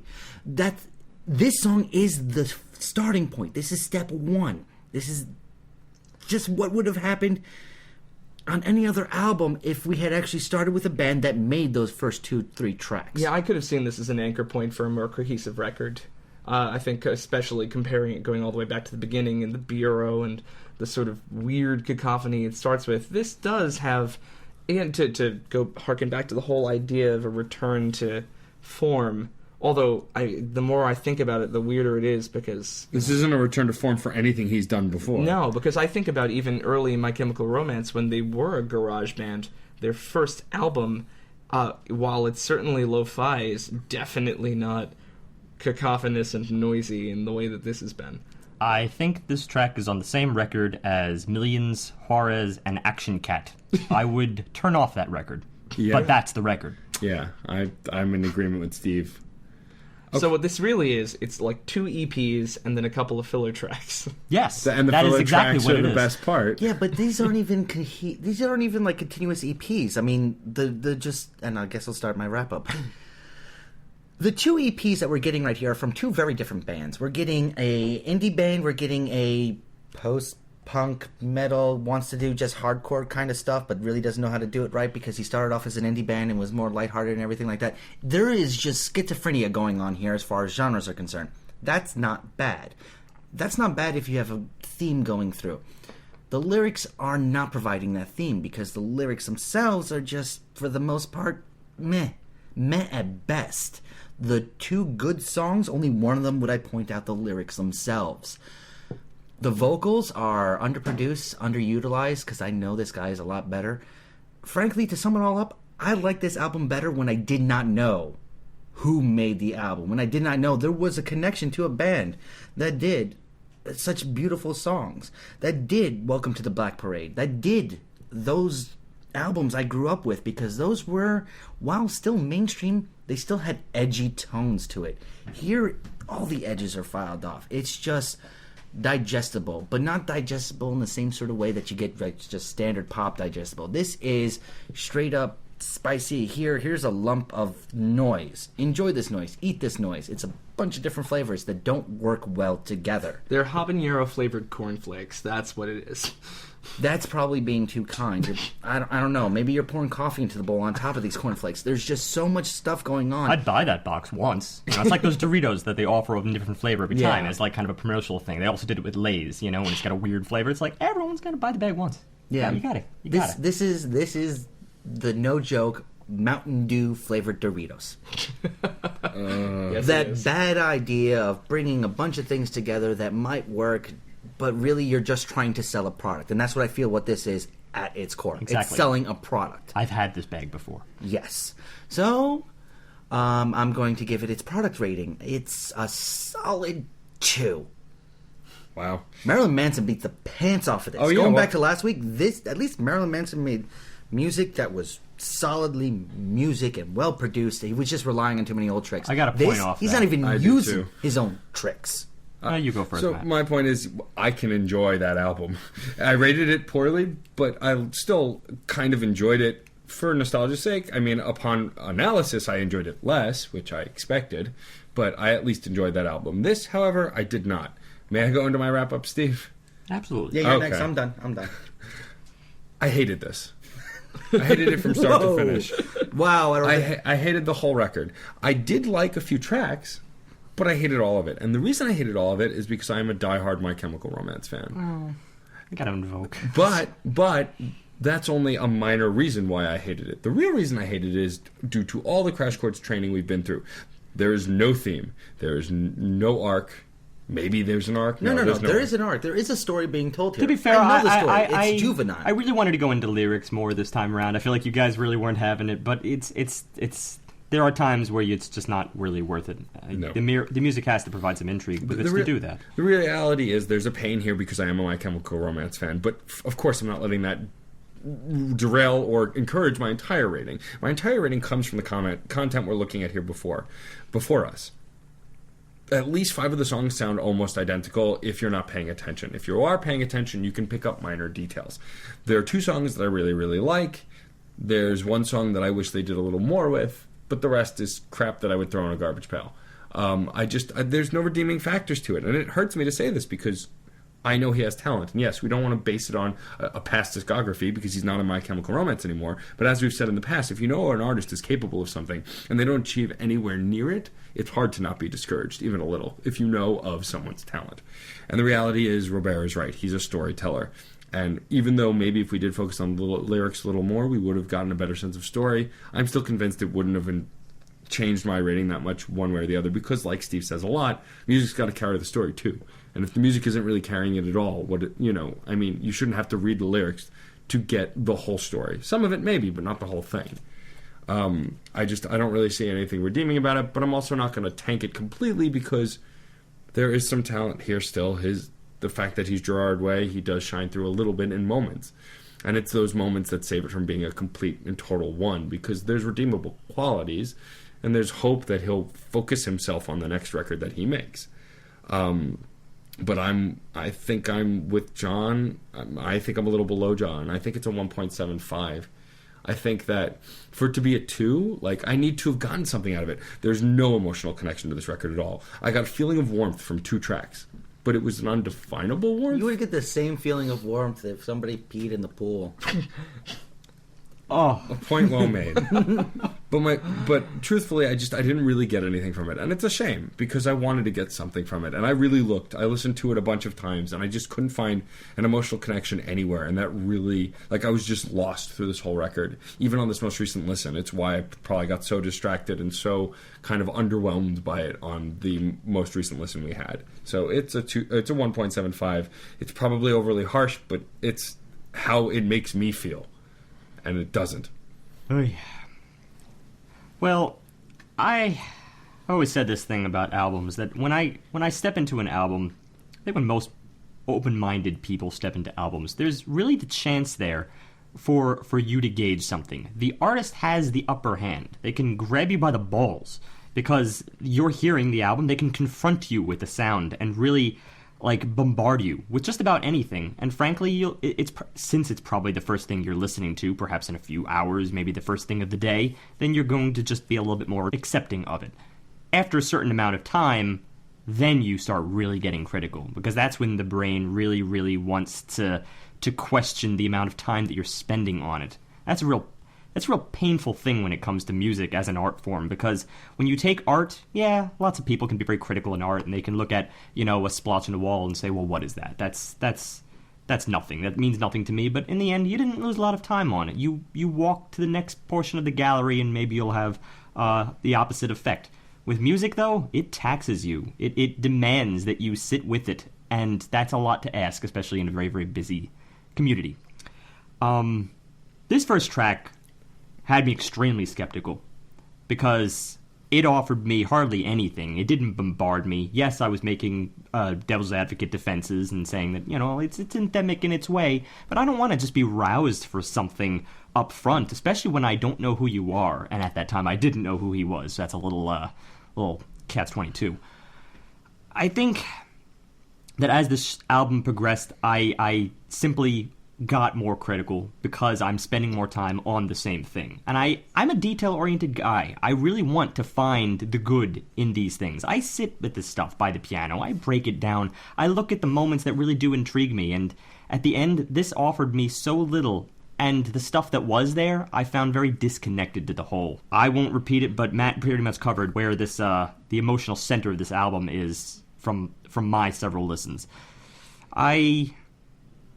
Only for the tracks that I enjoy, I'm going to give this a courtesy 2.1. There really is talent here. There's something to be had. It's just no effort was put into the overall arc of this album, and no effort was made to give the listener an enjoyable length of time, an enjoyable 40-minute span. It was simply, if you like us now, sure, but we don't really care if you're not enjoying the greater stretch. In case there's any question, it's on a scale of 1 to 5, or 0 to 5. So, what's your wrap-up, Robare? Oh, gods. Well, the important thing to think of is I brought the record to Crash Chords because of my excitement about getting to experience something new. And in that regard, I was not disappointed. It was definitely something new. The problem is, a lot like you, Matt, I come from this as a fan of My Chemical Romance, as a person who's been influenced by that band, and I think by the storytelling of Gerard Way in general. I had excitement about it and expectations about it, and I think in all situations, it really failed to deliver. I found the words unengaging, I found the production problematic, the mastering job, which is another abstract concept, didn't do anything to help add clarity. It was difficult to settle on some kind of an idea regarding what the album was trying to accomplish from start to finish. There was far too much repetition, especially for somebody like me who really loves motion, movement, nuance. And when you have to work so hard to pull enjoyment out of something somebody has produced for public consumption, it's hard. I mean, the reality is that not every piece of music has to be a piece of candy. There's room for subtlety, there's room for nuance, and there's room for analysis.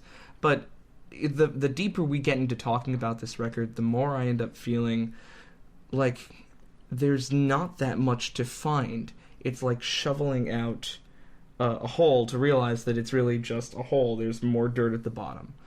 I gotta say, I'm going to go against my normal numerological obsessions, and I'm going to give this a 2, as discomforting as that is to me. I'll only put a cap on this by saying it's astounding how much of a disparity there was between this and that Daryl's Ohio album we reviewed, because it's the closest thing that I've heard in sound. And very much we were going through that album and realizing kind of the same things. Like, okay, it's a little bit thin at times, and it can be juvenile at times, but, it's astounding at how much this album was able to avoid being both emotional on one end and then having sort of this light-hearted, fun air on the other end, because it's very easy to fall into one or the other. Either you're going to just have fun and be in a band, and frankly, you know what? More power to you if that's your goal. And there were a lot of parts about Daryl that were really, really fun. There were also a lot of parts that were very, very just, inward and emotional. If you're going to go toward that spectrum, more power to you as well. But this just found some kind of middle ground that I think is almost a feat to find. It just wasn't one or the other. That, and I've never heard distortion used as an instrument before. Right. Okay, I think, like us, our audience needs a palate cleanser, so we're going to cut away and let Robert play another song for you.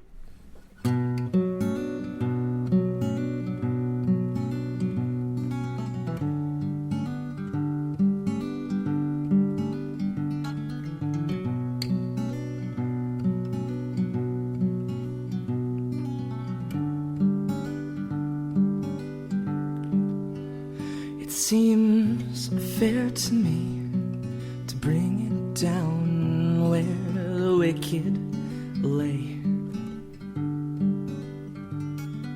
The sun of ancient torture brings in light, white and displayed. Oh no, but tell me this: why beat your chest until it bleeds? And is there anyone left now who could possibly say what they mean? Oh no.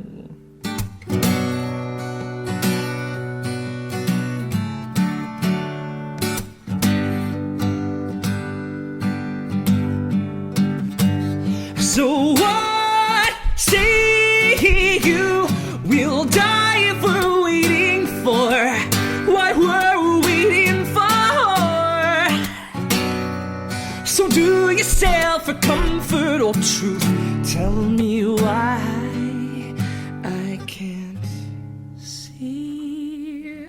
Hearts break once, then fade away. What a terrible place to which we've come. Here with an empty reserve for the lucky ones. What's left is disjointed, collapsed, uncontrollable, but walking away from me. What a terrible time we've found in here. West of the rose and the snow, the villain fears will be the dreamers, the death of them, sad to be walking away from you. Oh, oh.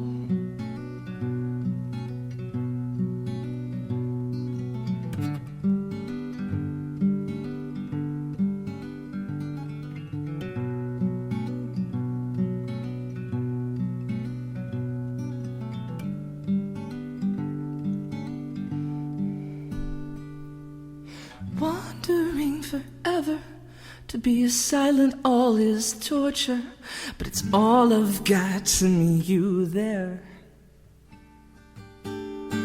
Only what they've left behind is called to be, and so that they hear shit.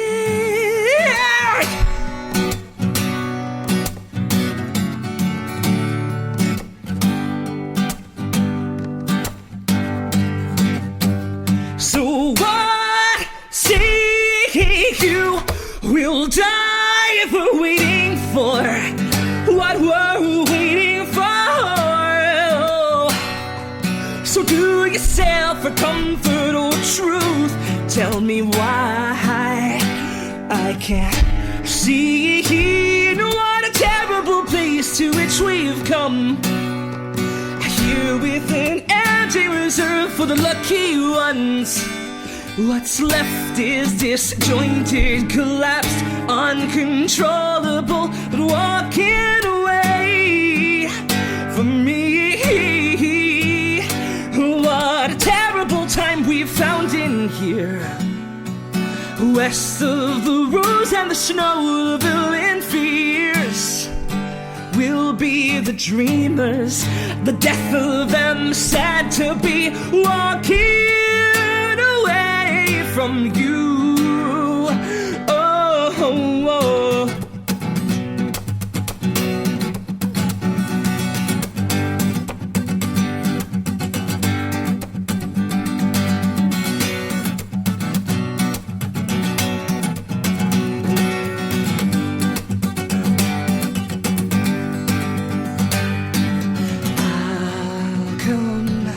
Back to you.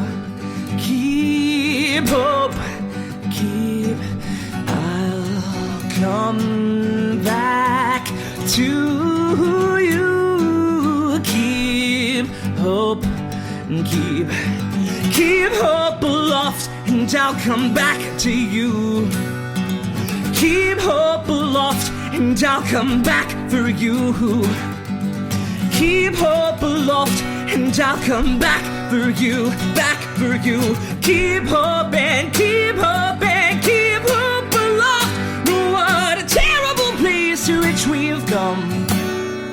Here with an ending reserved for the lucky ones.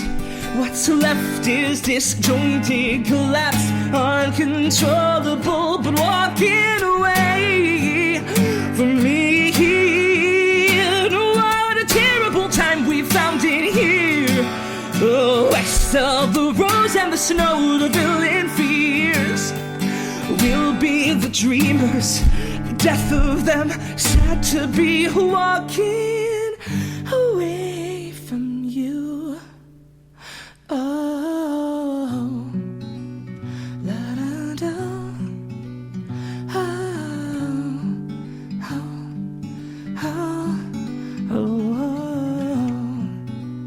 La da da.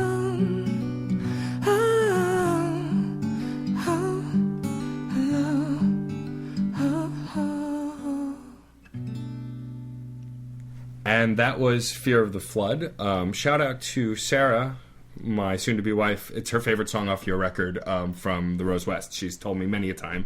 I have a new favorite, but that comes up at the end of the show. But so that was Fear of the Flood, which is a slower, very emotional song from that Rose West record. I can't say words sometimes. You've done that before, too. I have. In reference. Yeah, but it's almost a tongue twister. It is actually. Especially because I thought it was such a nice idea that the band name could only be 4-letter words or fewer.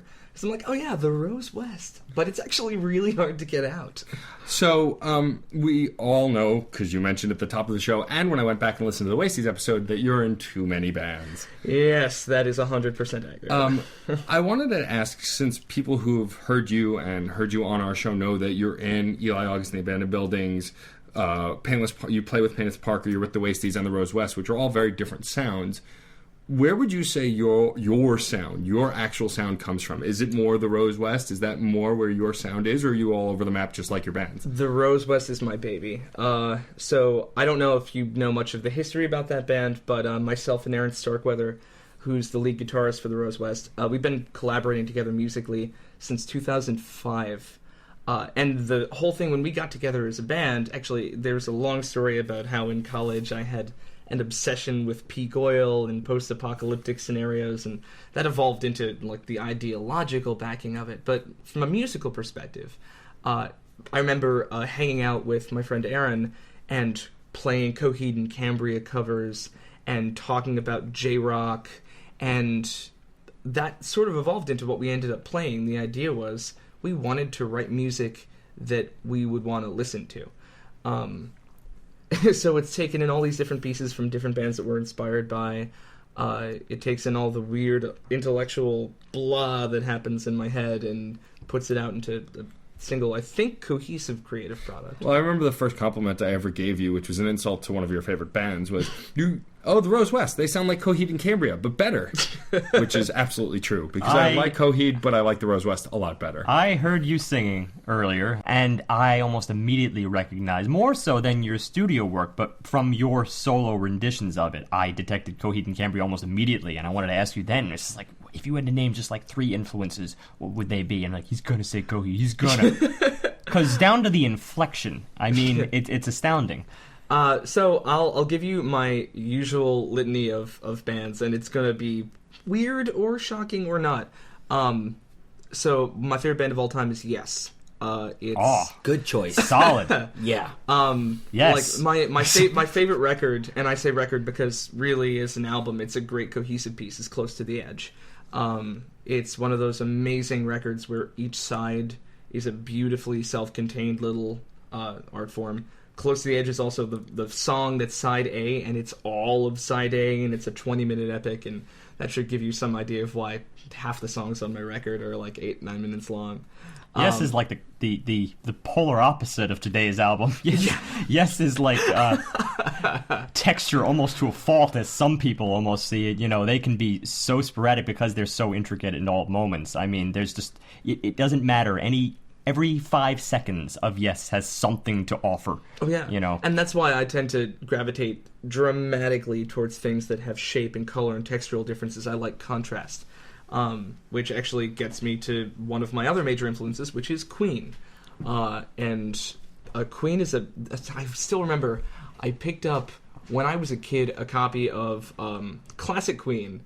And that was my introduction to the band. And I then went out and obsessively made sure that I got everything on CD at the time. And now as an adult, I own original pressings of basically every Queen album. And it's the same thing. It comes down to talking about even today's record.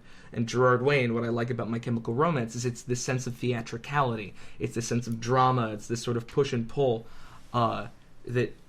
And the reason I quote these two bands as being influential to me is each one adds a piece to the palette of what I think I've created artistically. And the third element, of course, is in fact Coheed and Cambria. I was obsessed with them when I was like a freshman in college. It was like 2002, and I followed the band around. They were from upstate New York. They played all the local venues, and I just loved the idea of a band that wrote around a narrative. And that's the third piece of the three pieces of what's really influential to me. Wow, I never knew a guy who followed Coheed and Cambria. I know people who follow He like did. old bands like Joseph Did he? wrote about him. Oh, Wrote wow. about them on our site. He followed him? Yeah. Followed him from city to city? Oh, he did a little bit of traveling. He had to listen. Well, that's to what I them. mean specifically about following a band. I mean, Oh, okay. what? It's, following a band is a very like old school thing. It's like, you know, a lot of people do it to like the Grateful Dead. It's like, That's oh, called I'm a going to go groupie. around. Exactly. You're looking for groupies. There you go. Fine. But no, no, that's but the following, noun. Following is the verb. I recently realized that I've been going through clothing cleansing, getting rid of everything that I should probably not ever put on my body again. And it occurred to me, I have enough Coheed and Cambria shirts that I could only wear Coheed and Cambria shirts for a month, having a clean shirt every day, and I would Wow. not have to do laundry. That's scary. Yeah, a friend of mine has offered to make me a Coheed shirt quilt. All right, that'd be cool. A band shirt quilt would be kind of cool. That'd be cool. Yeah. It wouldn't be very warm. That would be my one issue because there's no like heavy wool. Double-sided backing on it. stuffed with down. Yeah, the way you that's have to do you'd it. have to do it. Enough shirts I could make that happen. I got a question for you, because it's very apparent that when you step from your studio work into the live work, which I've now only heard you because you were technically in the studio, and that studio being the Crash Chords studio, but it was live to us, and the immediate thing that just struck me was how incredibly dynamic you are in live. I mean, I don't think we've had a guest with such incredible range, and it helped, of course, that you brought your own equipment, and you had the ability to really exercise that in a way that some of our guests haven't been able to, because I have to sort of curtail that. But how long have you been playing live? Because I'd like to know what experience is behind that. Oh man, I've been playing live in bands since I was in high school, which was 1998. So that's going as far back as I've been playing music live.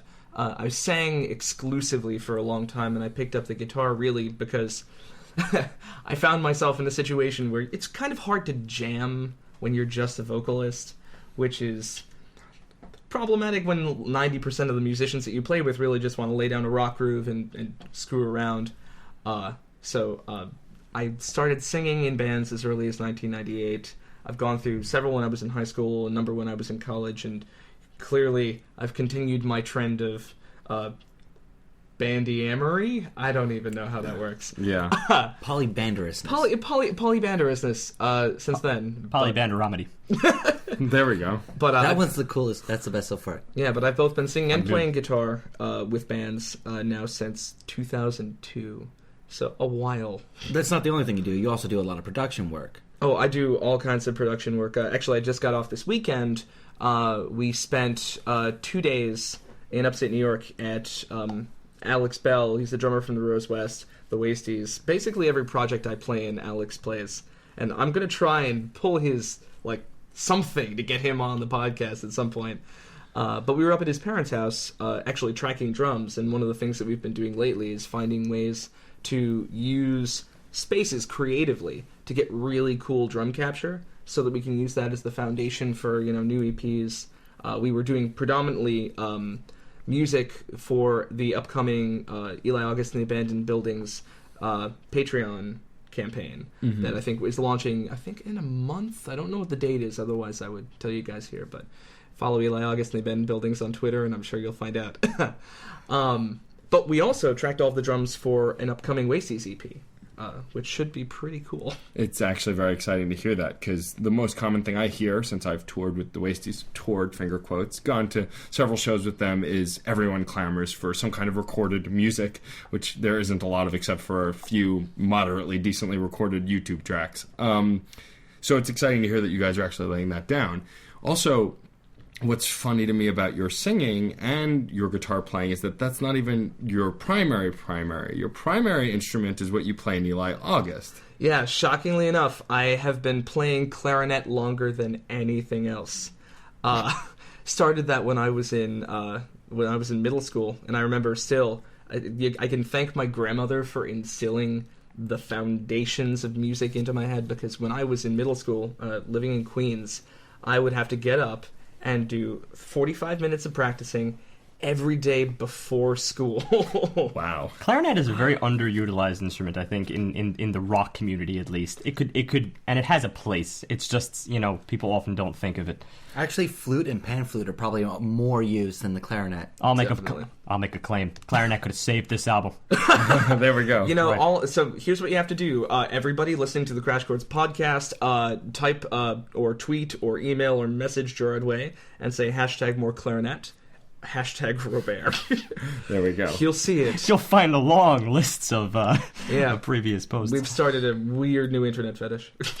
One of the things that I think I want to close with to have you talk about, because, obviously it's no secret that you're very wordy when it comes to music, or just wordy in general, really, so we talked about your influences and the bands that you're in now, but since you play so many instruments already and you have a production ear, what I'm curious about is there something that you would want to learn that you haven't yet? And what would that be? Is there a instrument that you're really intrigued in learning, a style of music that you're really intrigued in learning to play, starting another band, like any of these things? Like, what's the next step? Oh, man, I'm a lifelong learner. It's a huge part of who I am, and part of that is musical and part of that is outside of it. Is that the old joke, career student?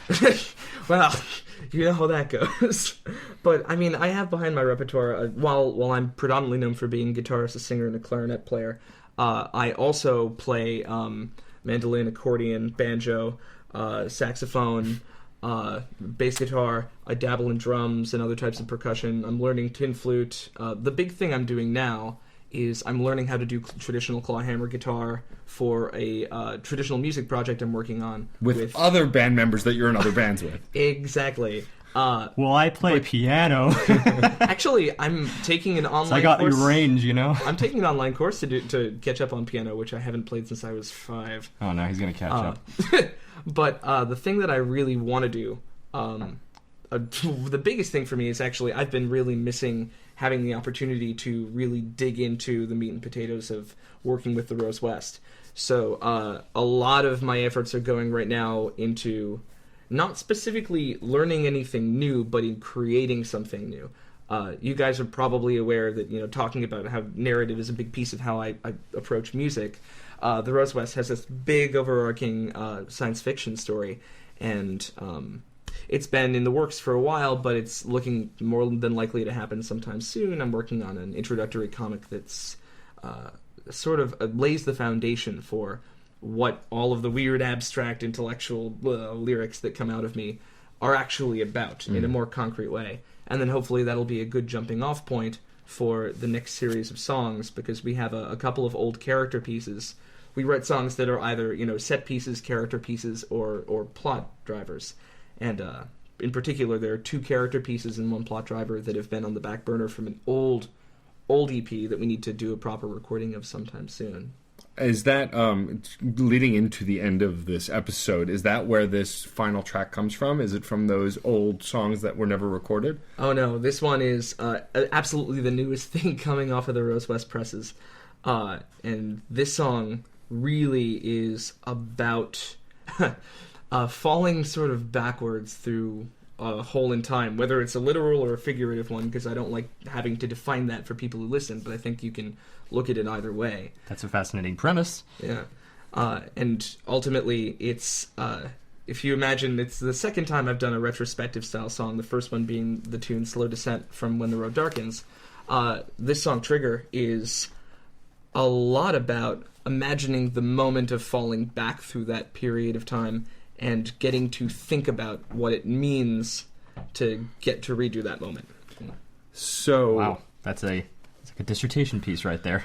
This is before we get to that final track, Steve, do you have a spam mail to read for us? Since we have not had real fan email in a few weeks, which is a bummer. I'm okay with that. I like laughing and analyzing the spam mail. I can't laugh at the real mail. Except for that one jerk. Read a lot of interesting posts here. Probably you spend a lot of time writing. I know how to save you a lot of time. There is an online tool that creates high-quality, SEO-friendly posts in seconds. Just type in Google, Laranitas, free content. From Ryan. It's a name. What's it's actually a name. It's not a garbled mess. Nike Prada bag shoes. Yeah. Nike Prada bag shoes. Nike and Prada have contacted us a lot. Oh, forget about Air Jordans. Air Jordans. Sadly, we still have yet to get sponsorship. Yeah, it's a bummer. That's true. One of these years, and you'll be all rocking great sneaks. Yeah, it's true that no one will see. I don't mind actually going Prada 3 times on the show just to get some sponsorship, but I'm saying they still haven't. If you haven't say done Prada 3 times, it appears. They're clearly not listening. I'm disappointed. The bots aren't listening. There we go. You think the NSA might be? Our next episode is John's pick, and John's got a doozy for us. So what's the next album we are reviewing? After an 8-year hiatus, one of my favorite bands from my teenage years finally came back. I got into them by watching a random video on MTV, but more on that next week. We will be reviewing Modest Mouse and their newest album, Strangers to Ourselves. Almost literally just released. This is something that I've been dying to listen to I've talked about it for a while, both on air and off air. Finally got it. We listened to it. We're gonna dissect it, and hopefully it's better than Green Day. And this is another artist where we can safely say all 3 members of the podcast are fans of this band to varying degrees, but we all enjoy Modest Mouse. So it should be a good another big review. hiatus as well. I don't know. It seems to be the year of hiatuses. Return from hiatus. Yeah, the Aphex Twin with Zero, Black Messiah, D'Angelo and the Vanguard, respectively, episodes 126, 128, and now, soon to be, 137. First let's set up the final track. The final track, I think we're going with the effective name Trigger, as decided by me before we recorded, and by Katie, who is here in silence. So this is Trigger. This is the newest song that you've just wrote, and it's going to be what takes us out. Before we get to that song, please read our sign-off, Robare. And I have to point out, I don't think it has ever been truer than uttered by Robare. Music is life, and life is good.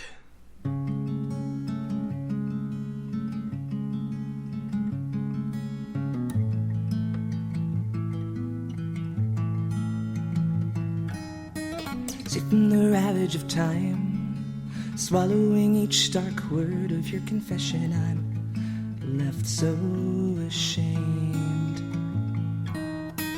Was it a wreckage of light, with a fire that burned its course without affection, lust without restraint?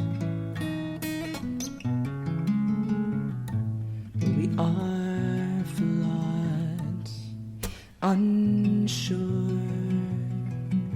and unforgiven. We hide between the lies we used to live. We have fixed our eyes on what is hidden between us, born the cross we used to bear. Thought to change your ways when no one else believed anything. Well, I've got a shoulder to shudder on, dropped as the earthquake shook, and from the middle you said, boy, are you ready to roll? Ill-advised and avoidable. Will it start? Will it run? Will it end? I bet you nobody knows. 1 for me and 2 to see, 3 to bend, break sand. But if we tried to pull the trigger, lonely as it is, you'd never live to see another day. But what's your rush, love? It's only one last light to echo out and follow softly while our world decays.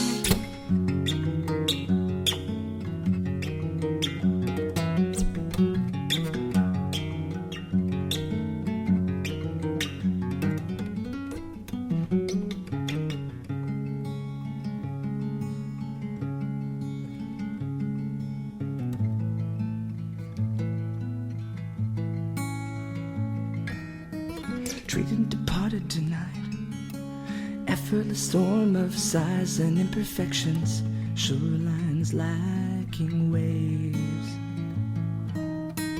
Truth that can never survive from a root of expanding, simpering deception, trust from minds unswayed. But we are fools.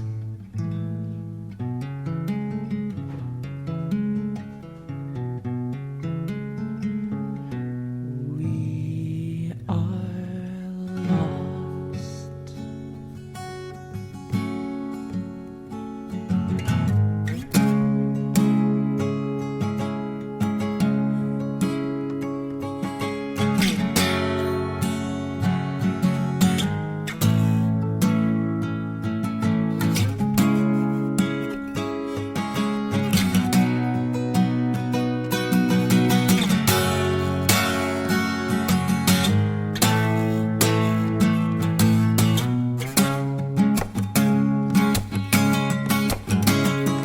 Close, dark, dusk beat the drum, head away, miles thick and missions grave. Pulled out layers, passing echoes marching. Oh, dead spines a tongue lay wave. Oh.